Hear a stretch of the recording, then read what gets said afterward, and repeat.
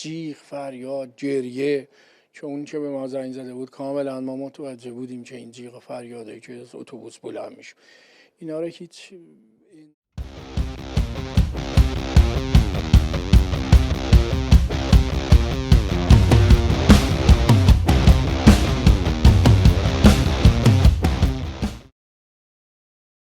Dunia sepak bola internasional akhirnya mencapai titik didihnya pada penghujung April 2026 ini. Setelah 1 bulan penuh publik dibuat bertanya-tanya oleh pernyataan menggantung dari Menteri Olahraga Iran mengenai boikot turnamen, hari ini sebuah keputusan final yang menghancurkan protokol FIFA resmi keluar. Di tengah tekanan dari Presiden FIFA Gianni Infantino yang sebelumnya bersikeras bahwa hanya ada rencana A dan Iran tetap wajib bermain di Amerika Serikat, Presiden Federasi Sepak Bola Iran, FIRI, Mehdi Taj, akhirnya muncul ke hadapan publik untuk memberikan pukulan telak yang membuat markas besar FIFA di Zurich terguncang hebat. Langkah kaki Mehdi Taj saat memasuki ruang konferensi pers di Teheran pagi ini terasa begitu berat namun penuh ketegasan. Ruangan yang dipenuhi jurnalis dari berbagai belahan dunia itu seketika sunyi senyap saat ia mulai berbicara. Ini bukan lagi sekadar gertakan politik dari kementerian.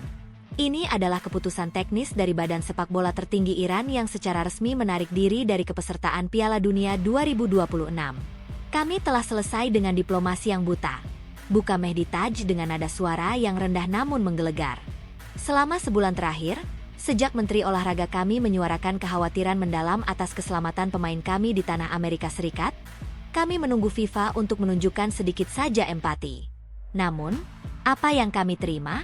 Gianni Infantino justru berdiri di depan kamera dan mengatakan tidak ada rencana cadangan.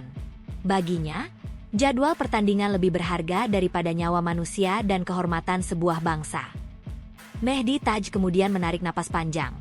Matanya berkilat saat ia mulai menyemprot kebijakan FIFA yang dianggapnya arogan dan tidak fleksibel. Ia mengungkapkan bahwa permintaan Iran untuk memindahkan lokasi pertandingan ke Meksiko adalah solusi logis untuk menghindari gesekan keamanan yang ekstrim pasca konflik Februari lalu. Namun, penolakan keras dari FIFA dianggap sebagai bukti bahwa federasi dunia tersebut telah kehilangan ruh sportivitasnya dan lebih memilih tunduk pada kenyamanan birokrasi di Amerika Serikat. Jika FIFA tidak mau memindahkan stadion dari Amerika ke Meksiko dengan alasan logistik, maka kami yang akan memindahkan diri kami keluar dari turnamen ini. Seru Taj yang disambut riuh kilatan lampu kamera. Kami secara resmi mengumumkan pengunduran diri Iran dari Piala Dunia 2026. Kami tidak akan membiarkan anak-anak kami bermain di bawah bayang-bayang intimidasi politik di negara yang memusuhi kami. Namun, di balik pengunduran diri yang dramatis tersebut, Mehdi Taj melontarkan sebuah usulan yang benar-benar di luar nalar dan membuat geger publik sepak bola, khususnya di Asia Tenggara. Alih-alih menyetujui rencana FIFA yang ingin menggelar babak playoff darurat antar negara-negara gagal, Taj justru mendesak FIFA untuk melakukan langkah radikal. Menunjuk langsung timnas Indonesia sebagai pengganti mereka. Mengapa harus repot dengan playoff yang hanya akan menambah kekacauan jadwal? Taj bertanya secara retoris. Dunia melihat apa yang terjadi di Asia saat ini. Indonesia bukan lagi tim yang datang hanya untuk kalah. Level mereka telah bertransformasi secara spektakuler. Jika Anda melihat cara mereka bermain di kualifikasi terakhir, disiplin taktik mereka, kecepatan transisi, dan fisik pemain mereka, Anda akan menyadari bahwa Indonesia sudah memiliki standar negara-negara top Eropa. Mereka lebih pantas berada di panggung dunia saat ini dibandingkan siapapun. Pernyataan ini bukan tanpa alasan. Mehdi Taj menekankan bahwa sepak bola dunia membutuhkan suntikan energi baru yang hanya bisa diberikan oleh Indonesia. Ia memuji habis-habisan perkembangan sepak bola di bawah asuhan pelatih kelas dunia yang kini menangani Indonesia, menyebutnya sebagai fenomena paling menarik di dekade ini. Menurut Taj, secara kualitas teknis, Indonesia sudah melampaui level rata-rata Asia dan layak diuji langsung dengan raksasa dunia lainnya.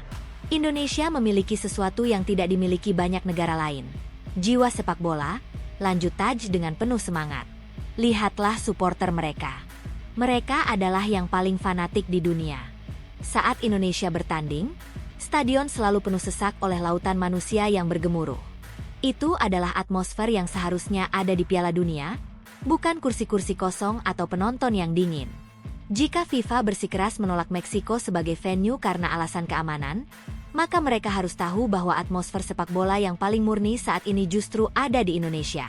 Jika mereka ingin turnamen ini sukses secara emosional, tunjuk Indonesia sekarang juga. Kritik tajam Taj terhadap FIFA juga menyentuh aspek ketidakadilan.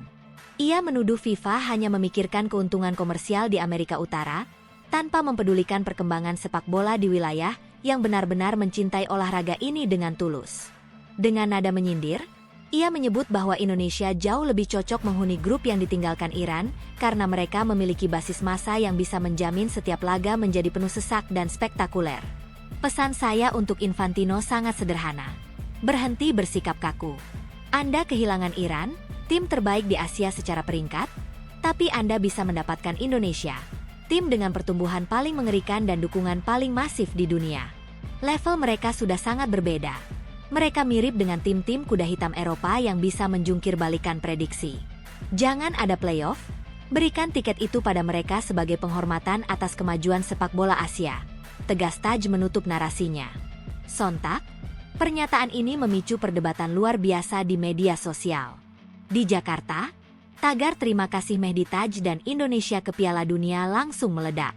Meskipun ini merupakan skenario yang lahir dari ketegangan geopolitik, dukungan terang-terangan dari orang nomor satu di sepak bola Iran ini menjadi pengakuan moral yang sangat besar bagi Indonesia. Hal menggambarkan betapa sepak bola tidak pernah bisa lepas dari drama dan harga diri. Di satu sisi, Iran mundur dengan kepala tegak sebagai bentuk protes atas perlakuan tidak adil FIFA, namun di sisi lain, mereka memberikan karpet merah bagi Indonesia untuk naik ke panggung dunia. Kini, bola panas benar-benar ada di tangan FIFA. Apakah mereka akan memaksakan aturan kaku, atau mendengarkan suara dari Teheran untuk membawa kegilaan supporter Indonesia ke kancah dunia? Satu yang pasti, pernyataan Mehdi Taj hari ini telah mengubah selamanya cara dunia memandang kekuatan baru sepak bola dari Nusantara. Blak-blakan 6 pemain asing ini nyatakan siap dinaturalisasi timnas Indonesia. Bintang grade A Eropa ini kasih kode. Wacana mengenai penguatan skuad Garuda melalui jalur naturalisasi terus menggelinding bak bola salju yang semakin membesar, terutama sejak kursi kepelatihan beralih ke tangan John Hartman. Era baru di bawah nahoda asal Inggris ini membawa angin perubahan yang sangat signifikan terkait cara pandang federasi dalam rekrut talenta transnasional. Jika sebelumnya naturalisasi seringkali dianggap sebagai solusi instan untuk menambah lubang di posisi tertentu, kini di bawah filosofi Hartman, proses tersebut bertransformasi menjadi sebuah seleksi elit yang sangat ketat. Hartman tidak hanya mencari pemain yang memiliki keterikatan darah atau sekadar lama merumput di tanah air, melainkan ia menuntut standar grade A yang mampu mengangkat level permainan Indonesia di kancah persaingan global yang semakin kompetitif. Ketegasan Hartman ini seolah menjadi tantangan terbuka bagi para pemain luar negeri yang bermimpi mengenakan seragam merah putih. Fenomena menarik pun muncul ke permukaan. Ketika standar dinaikkan, justru semakin banyak pemain berkualitas yang secara blak-blakan memberikan kode keras, hingga menyatakan kesiapan mereka secara terbuka untuk menjalani proses naturalisasi. Hal ini membuktikan bahwa daya tarik timnas Indonesia di mata internasional sedang berada di titik tertinggi, menjadikannya destinasi karir internasional yang prestisius bagi pemain yang merumput di Eropa maupun bintang-bintang papan atas Liga 1. Salah satu nama yang paling santer dibicarakan dan menjadi simbol dari tingginya standar yang dipasang adalah Jairo Riedewald. Gelandang yang memiliki rekam jejak mentereng di Liga Inggris bersama Crystal Palace ini, sempat menjadi harapan besar bagi publik sepak bola nasional. Riedewald bukan sekadar pemain keturunan biasa. Ia adalah sosok yang memiliki kualitas teknis di atas rata-rata dengan visi bermain yang sangat modern. Darah Ambon dan Suriname yang mengalir dalam nadinya sempat membangkitkan optimisme bahwa lini tengah Indonesia akan memiliki jenderal lapangan baru. Namun, realitas regulasi FIFA seringkali menjadi tembok besar yang sulit ditembus. Meski ia telah memberikan berbagai kode di media sosial, termasuk menyematkan bendera Indonesia di profilnya, kendala administratif terkait penampilannya di timnas senior Belanda pada masa lalu membuat proses ini menemui jalan buntu. PSSI, di bawah arahan teknis yang lebih rigid, akhirnya harus mengambil langkah realistis untuk menghentikan prosesnya demi mematuhi aturan internasional. Sebuah keputusan yang pahit namun menunjukkan bahwa profesionalisme kini menjadi panglima di atas sentimen semata. Di sisi lain, antusiasme tidak hanya datang dari mereka yang berkarir di luar negeri. Di kompetisi domestik, nama Ciro Alves muncul sebagai kandidat kuat dari jalur naturalisasi murni atau jalur domisili. Striker House Goal asal Brasil ini bukan lagi sosok asing bagi pencinta sepak bola nasional. Sejak akhir tahun 2025, kabar mengenai keseriusan Ciro untuk menjadi WNI terus menguat. Baginya, Indonesia bukan sekadar tempat mencari nafkah, melainkan sudah menjadi rumah kedua. Loyalitas dan dedikasinya di lapangan selama bertahun-tahun di Liga Indonesia menjadi modal kuat. Ciro melihat naturalisasi bukan hanya sebagai pintu masuk ke tim nasional, tetapi sebagai bentuk komitmen totalnya untuk berkontribusi bagi kemajuan sepak bola di negara yang telah membesarkan namanya. Karakter pantang menyerah dan ketajaman yang ia miliki di depan gawang lawan tentu menjadi opsi menarik bagi John Hartman dalam meramu strategi penyerangan yang lebih klinis. Seirama dengan Ciro, rekan senegaranya, David da Silva, juga menunjukkan ketertarikan yang sama besarnya. Sebagai mesin gol yang konsisten mencatatkan namanya di jajaran top skor Liga 1, kualitas David da Silva sudah tidak perlu diperdebatkan lagi di level regional. Kemampuannya dalam menempatkan posisi dan penyelesaian akhir yang dingin menjadikannya salah satu predator paling ditakuti. David secara terbuka menyatakan bahwa ia merasa terhormat jika diberikan kesempatan untuk membela Garuda. Meskipun usianya sudah tidak lagi muda, pengalaman dan insting golnya dianggap masih sangat mumpuni untuk memberikan dampak instan bagi tim nasional dalam turnamen jangka pendek. Proses naturalisasinya yang mengandalkan durasi tinggal di Indonesia sedang berjalan, dan publik menanti apakah Hartman akan memberikan lampu hijau bagi sang predator untuk bersaing dengan penyerang muda lainnya. Bergeser ke talenta muda, muncul nama Luke Vickery yang merepresentasikan visi jangka panjang John Hartman. Vickery adalah potret pemain modern yang lahir dari globalisasi sepak bola. Lahir di Amerika Serikat, besar di Australia, namun memiliki akar yang kuat di Indonesia melalui garis keluarganya. Yang membuat nama Vickery menjadi sangat spesial adalah komunikasi langsung yang sudah terjalin antara dirinya dengan sang pelatih kepala. Dalam berbagai kesempatan, Vickery tak ragu memuji visi Hartman dan menyatakan ketertarikannya untuk menjadi bagian dari revolusi sepak bola Indonesia. Keberadaan pemain muda seperti Vickery sangat krusial untuk regenerasi tim, memberikan Hartman fleksibilitas dalam membentuk skuad yang dinamis dan lapar akan prestasi. Dialog terbuka antara pemain dan pelatih ini menunjukkan bahwa proses naturalisasi kini dilakukan dengan pendekatan yang lebih personal dan terencana, memastikan bahwa setiap pemain yang datang benar-benar memahami dan mengapresiasi filosofi bermain yang ingin diterapkan. Selain Vickery, kehadiran Jordi Weerman di Liga 1 juga semakin memperkuat opsi di sektor tengah. Weerman, yang memiliki koneksi emosional kuat melalui neneknya yang lahir di Jakarta, merasa bahwa bermain di Indonesia adalah sebuah pulang kampung. Dukungan keluarga yang masif menjadi energi tambahan baginya untuk segera menuntaskan proses perpindahan kewarganegaraan. Keuntungan utama Weerman adalah ia sudah beradaptasi dengan atmosfer sepak bola, cuaca, dan budaya di Indonesia. Sehingga jika sewaktu-waktu panggilan tim nasional datang, ia tidak akan memerlukan waktu lama untuk nyetel dengan rekan setimnya.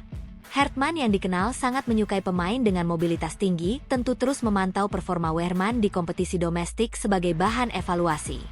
Melengkapi daftar ini adalah sosok bek tangguh Damian van Dijk. Pemain muda berusia 19 tahun ini mewakili investasi masa depan di sektor pertahanan. Meski sempat diminta untuk membuktikan diri terlebih dahulu di level senior di klubnya, Van Dijk menunjukkan determinasi yang luar biasa. Ia memahami bahwa mengenakan seragam Garuda bukan diberikan secara cuma-cuma, melainkan harus diperjuangkan melalui performa konsisten di lapangan hijau.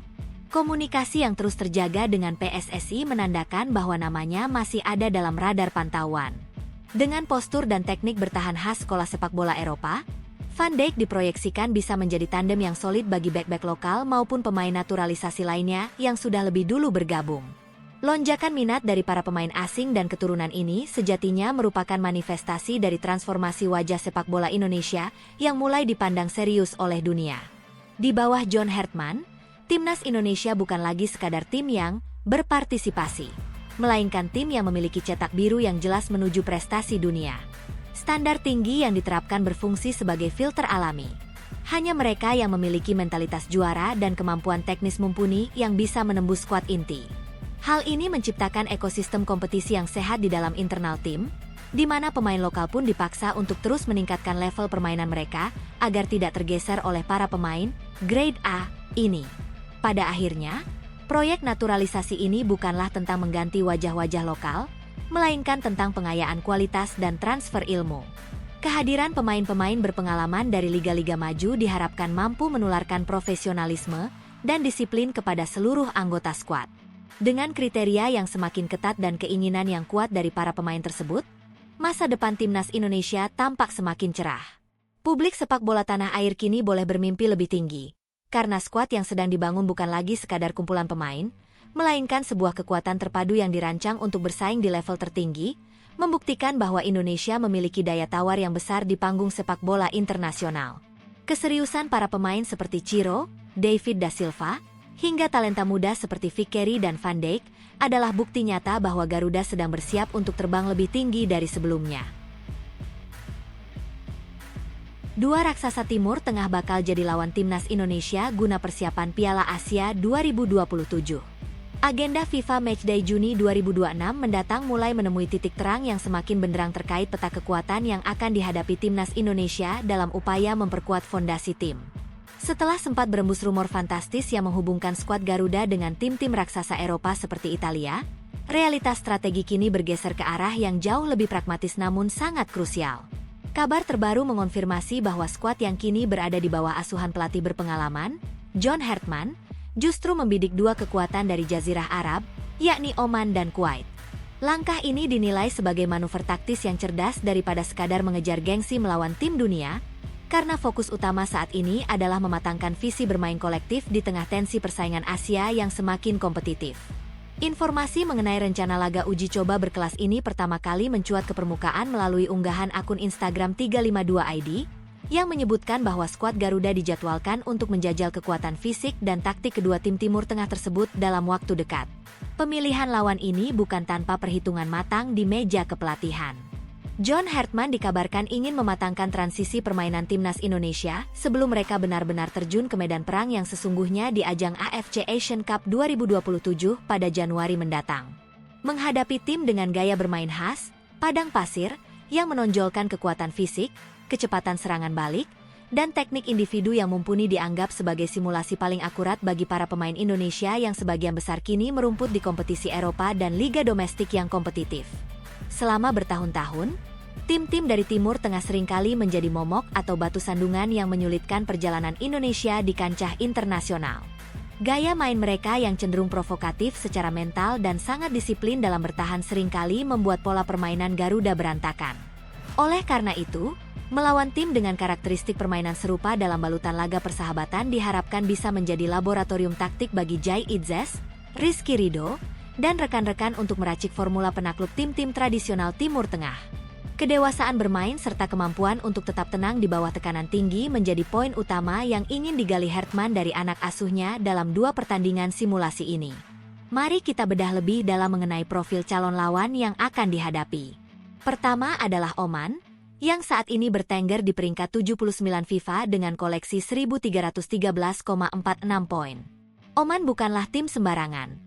Mereka adalah representasi tim elit kelas menengah Asia yang kerap merepotkan raksasa seperti Jepang atau Arab Saudi.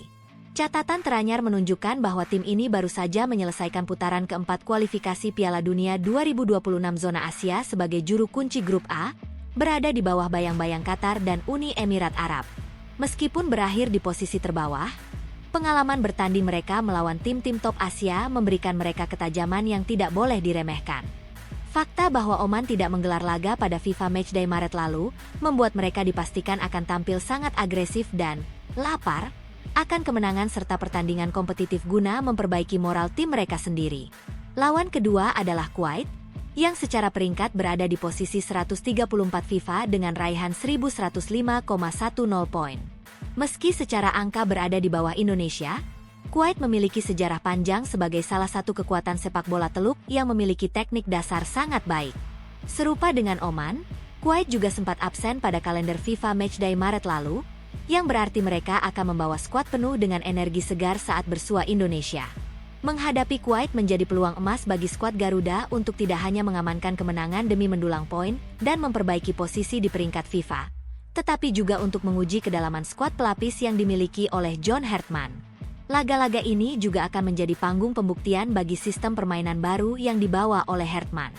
Pelatih asal Inggris yang sukses membawa Kanada ke Piala Dunia tersebut dikenal sangat detail dalam urusan statistik dan analisis video.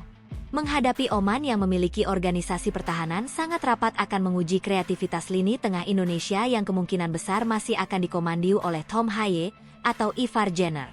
Sebaliknya, menghadapi Kuwait yang sering bermain terbuka akan menjadi ujian bagi kecepatan transisi negatif lini belakang Indonesia agar tidak mudah ditembus melalui umpan-umpan terobosan cepat. Selain aspek teknis, faktor non-teknis seperti adaptasi cuaca dan atmosfer pertandingan juga menjadi alasan mengapa Timur Tengah dipilih. Persiapan menuju Piala Asia 2027 memerlukan ketahanan fisik yang prima, karena turnamen tersebut seringkali menguras energi akibat intensitas jadwal yang padat. Dengan menghadapi lawan-lawan tangguh ini, mentalitas bertanding para pemain Indonesia akan terus ditempa agar tidak lagi merasa inferior saat bertemu tim-tim besar di putaran final nanti. Dukungan supporter setia timnas Indonesia yang kini semakin masif juga diharapkan dapat memberikan tekanan positif bagi tim untuk terus memberikan hasil terbaik di setiap laga uji coba. Kesimpulannya, keputusan mengundang Oman dan Kuwait adalah langkah visioner dari PSSI dan tim kepelatihan. Indonesia tidak lagi hanya sekadar ingin tampil di turnamen besar, tetapi ingin datang dengan kesiapan penuh untuk bersaing memperebutkan trofi atau setidaknya melaju jauh ke babak sistem gugur. Dengan persiapan yang matang sejak Juni 2026, skuad Garuda memiliki waktu yang cukup panjang untuk melakukan evaluasi, memperbaiki kelemahan di sektor penyelesaian akhir, dan memperkokoh tembok pertahanan. Publik sepak bola tanah air kini menanti dengan antusias bagaimana tangan dingin John Hartman akan mengolah potensi talenta-talenta berbakat Indonesia dalam menghadapi dua raksasa Timur Tengah ini sebagai pemanasan menuju panggung tertinggi di benua Asia. Setiap detik dalam laga FIFA Matchday ini nantinya akan sangat berharga demi mewujudkan mimpi melihat Garuda terbang lebih tinggi di langit sepak bola internasional.